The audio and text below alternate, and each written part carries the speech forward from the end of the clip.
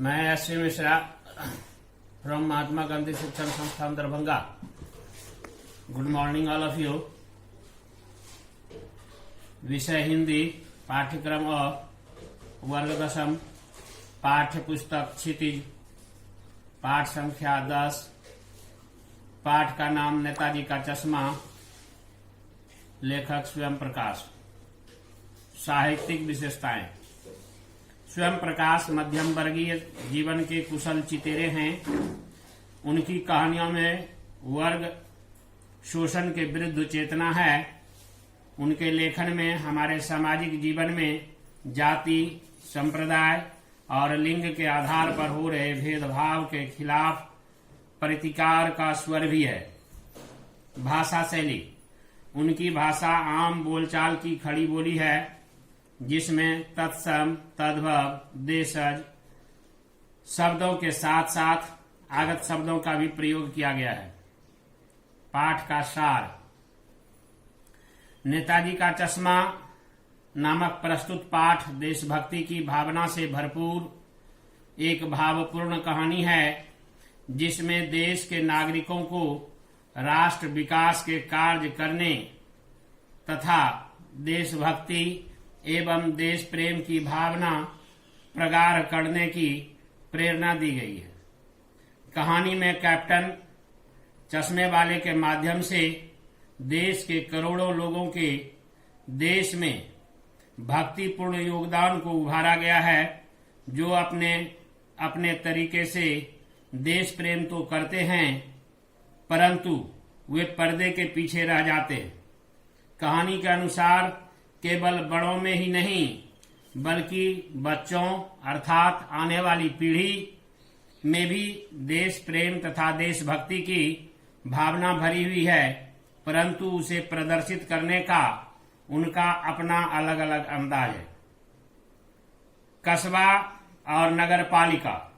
कस्बा बहुत बड़ा नहीं था, कुछ ही पक्के मकान थे, एक बाजार था, लड़कों और लड़कियों का एक एक स्कूल, सीमेंट का एक छोटा सा कारखाना, 2 ओपन एयर घर, सिनेमा घर और नगर पालिका थी।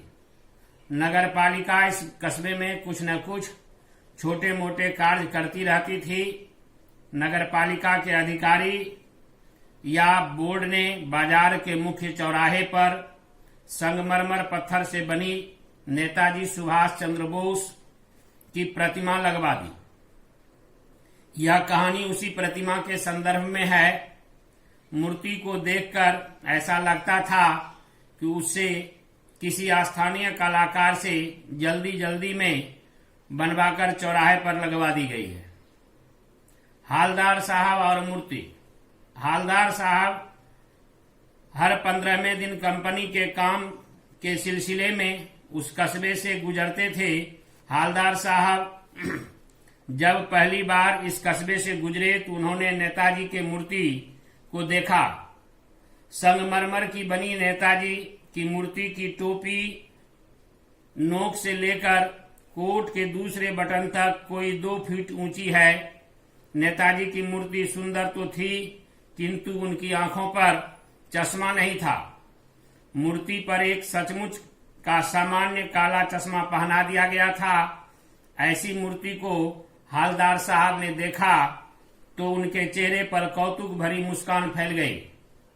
मूर्ति पत्थर की और चश्मा रियल। हालदार साहब का चिंतन। हालदार साहब मूर्ति को देखकर सोच रहे थे कि कस्बे के लोगों का प्रयास सराहनीय है। मूर्ति के आकार का महत्व नहीं, महत्व लोगों की भावना का है, वरना देशभक्ति तो मजाक की चीज बनती जा रही है। दूसरे दिन कस्बे से गुजरने पर हालदार साहब ने मूर्ति पर बदला हुआ चश्मा देखा तो उनका कौतुक बढ़ा। कहने लगे, क्या आइडिया है, मूर्ति कपड़े नहीं बदल सकती, लेकिन चश्मा तो बदल सकती है। हालदार साहब अब जब भी कस्बे से गुजरते तो चौराहे पर रुकते, पान खाते और मूर्ति को ध्यान से देखते। एक बार चश्मा के बदले जाने की उत्कंठा इतनी तीव्र हो गई कि पान वाले से मूर्ति पर चश्मा बदले जाने के बारे में पूछ बैठे।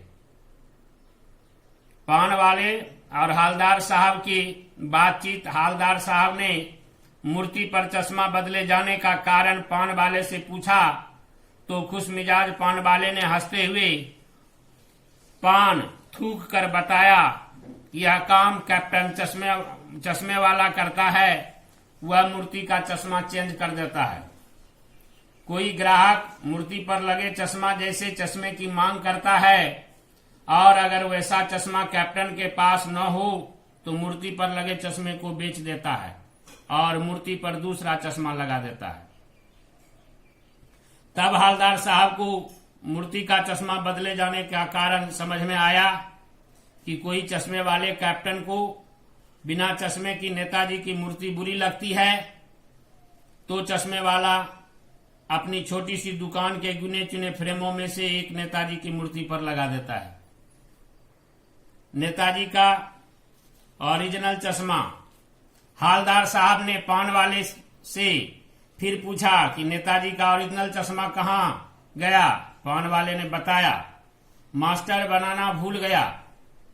तब हालदार साहब ने जाना कि मूर्ति के नीचे लिखा मूर्तिकार मास्टर मोतीलाल कस्बे का मास्टर है। बेचारे से नगर निगम के किसी अधिकारी ने महीने भर में मूर्ति बनाकर पटक देने की बात कही होगी तो जल्दी में उसने सोचा होगा कि पत्थर में पारदर्शी चश्मा कैसे बनाया जाए। बनाया भी होगा तो असफल रहा होगा या पत्थर का चश्मा अलग से बनाकर फिट किया होगा और वह निकल गया होगा। कैप्टन का मजाक उड़ाना। हालदार साहब ने पान वाले से कैप्टन के बारे में पूछा, क्या कैप्टन चश्मा वाला नेताजी का साथी है या आजाद हिंद फौज का भूतपूर्व सिपाही। पान वाले ने हंसते हुए बताया कि वह लंगड़ा फौज में क्या जाएगा, वह तो पागल है, वह आ रहा है, उसी से बातें कर ले और कहीं उसका फोटो खिंचवा दें, छपवा दें। कैप्टन मर गया। 2 साल तक हालदार साहब काम के सिलसिले में वहां से होकर गुजरते रहे। मूर्ति पर भी तरह तरह के चश्मे बदलते रहे। एक दिन मूर्ति पर चश्मा नहीं देखा तो हालदार साहब ने पान खाकर पान वाले से पूछा कि आज नेताजी की आंखों पर चश्मा नहीं है, क्या बात है। पान वाले ने उदास होकर आंसू पोंछते हुए बताया, साहब कैप्टन मर गया। साहब बिना कुछ बोले चुपचाप जीप में बैठे और रवाना हो गए।